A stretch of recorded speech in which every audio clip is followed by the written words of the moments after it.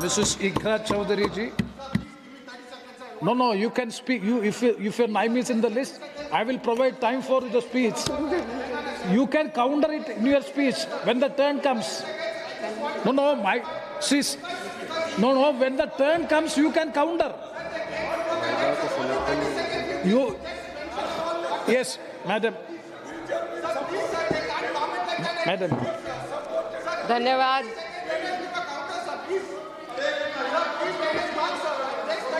See, when your turn comes, you can counter it, no problem. No allegation.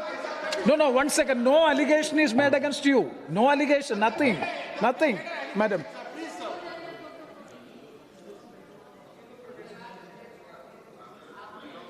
Mic is not.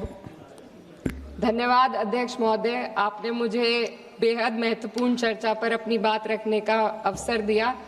आज मैं बड़े ही दुख के साथ ये बात कहना चाहती हूँ कि जो महिला विधेयक इस सरकार ने 2023 में पास किया था, आज फिर से उसको लेकर आने की और उसको डीलिमिटेशन और सेंसस के आड़ में छुपाने की जो कोशिश की जा रही है, ये इस देश की महिलाओं के साथ ये सरकार फिर से एक धोखा करने जा रही है। पहले 2034 में इन्होंने इसके इम्प्लीमेंटेशन को कहा, अब भी इनकी नीयत 2029 में इस बिल के इम्प्लीमेंटेशन की नहीं है। ये चाहते हैं कि ये लोग सिर्फ डीलिमिटेशन और अपने हिसाब से करने जा रहे सेंसस के आधार पे महिलाओं को उनके अधिकार देने से रोके। आज चिंता महिला आरक्षण की नहीं है। महिला आरक्षण बिल तो सर्वसहमति के साथ इसी सदन में 2023 में पास हो चुका है। चिंता इस बात की है कि आरक्षण की आड़ में मन मुताबिक डीलिमिटेशन से कैसे राजनीतिक लाभ उठाया जाए।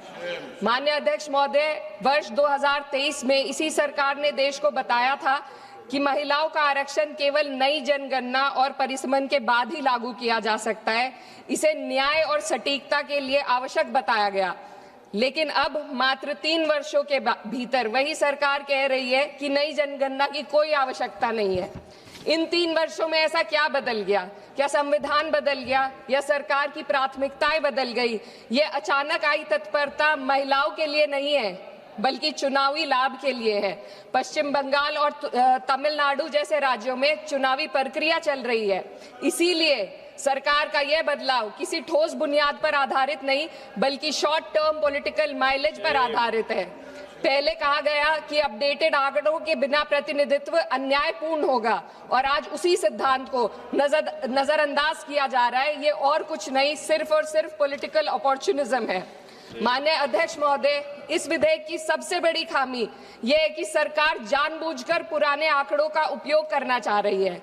जनगणना 2021 में होनी थी, लेकिन सरकार उसे कराने में विफल रही और अब उस गलती को सुधारने की बजाय देश के प्रतिनिधित्व को 2011 के आंकड़ों पर चलाना चाहती है, जो 2029 में 18 वर्ष पुराने हो जाएंगे। ये विधेयक आज के भारत को कल के आंकड़ों में ढालने की कोशिश है। जब नीति लोगों को उनके वर्तमान स्वरूप में देखना बंद कर देती है और उन्हें पुराने समय के आधार पर आंकती है, तो वे केवल असत्य ही नहीं बल्कि अन्यायपूर्ण भी हो जाती है।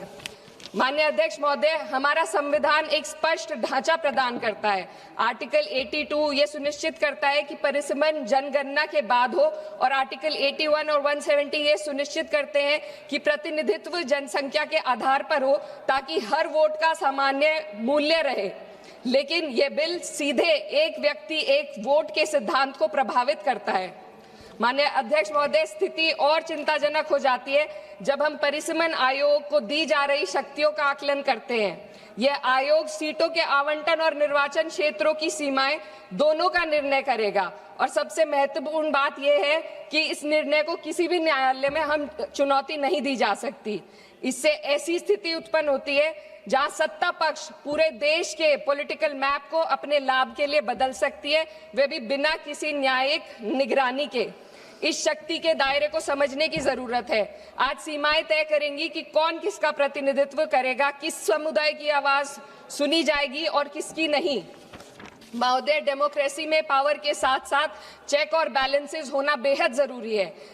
सरकार एक ऐसी संरचना बनाना जा रही है जहां पावर केंद्रित हो और जवाबदेही अनुपस्थित हो और जब इतनी व्यापक शक्तियां बिना किसी निगरानी के दी जाती है तो सर 2 मिनट, तो ये केवल एक तकनीकी चिंता नहीं रहती, ये प्रतिनिधित्व की निष्पक्षता को प्रभावित करती है। माननीय अध्यक्ष महोदय, ये विधेयक लोकसभा की सदस्य संख्या को 50% बढ़ाने की बात करता है, लेकिन इतनी बड़ी वृद्धि संसदीय कार्य प्रणाली में किसी सुधार के इस सदन की प्रभावशालीता को कम कर सकती है। एक सदस्य के बोलने का समय घटेगा, समितियों के संचालन को कठिन हो जाएगा और छोटे दलों के लिए अपनी बात रखना और चुनौतीपूर्ण होगा। मेरी मांग है कि सरकार संसदीय सत्रों के नंबरों को भी बढ़ाने का पहले गारंटी दे। अध्यक्ष महोदय, मैं बहुत जरूरी बात रखना चाहती हूँ, 2 मिनट दीजिए। महिलाएं कोई होमोजेनियस ग्रुप नहीं है, ये एक समान एक रूप समूह नहीं है। उनकी वास्तविकताएं जात, वर्ग और सामाजिक पृष्ठभूमि से निर्धारित होती हैं। फिर भी यह विधेयक इस वास्तविकता को नजरअंदाज करता है और पीड़ित समुदाय, विशेषकर ओबीसी महिलाओं को पूरी तरह बाहर कर देता है, जो इस देश की बहुत बड़ी आबादी है। ये इस विधेयक की संरचना में एक गंभीर कमी है। सोचिए, एक ऐसी युवा महिला, सर 2 मिनट्स, जो पिछड़े वर्ग या अल्पसंख्यक परिवार से आती है, जो अपने घर में पहली बार पढ़ाई कर रही है, पहली बार घर से बाहर निकलकर सार्वजनिक जीवन का सपना देख रही है, उसके पास न संसाधन है, न नेटवर्क है, न राजनीतिक समाधान है। बिना उपकोटे के वह इस व्यवस्था में कैसे पार्टिसिपेट करेगी जहां पहले से ही असमानताएं मौजूद है। ओबीसी उपकोटे के बिना इस आरक्षण का लाभ पहले से ही सुविधा संपन्न वर्ग तक ही सीमित रहेगा। वंचित समुदाय की महिलाओं को एक बार फिर हाशिए पर धकेल दिया जाएगा। अध्यक्ष महोदय, नेताजी स्वर्गीय मुलायम सिंह यादव जी ने हमेशा स्पष्ट रूप से कहा कि सामाजिक न्याय के बिना, ओबीसी कोटे के बिना महिला आरक्षण का लाभ सिर्फ एक सीमित दायरे तक रह जाएगा। मेरी इसी के साथ साथ कुछ मांगे हैं जो मैं इस सदन में रखना चाहती हूँ। महिला आरक्षण विधेयक की, sir, just too important. No, you have taken sir, just 7 too minutes. important. No, sir, 7. concluding. Already you have taken sir, 7 just minutes. Too important demands.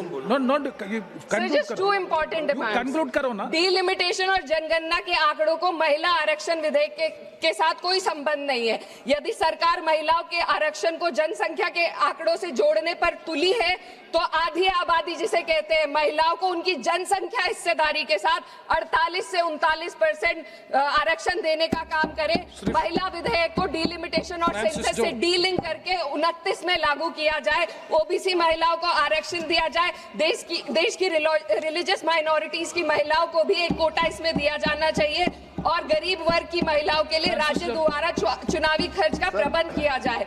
Thank you.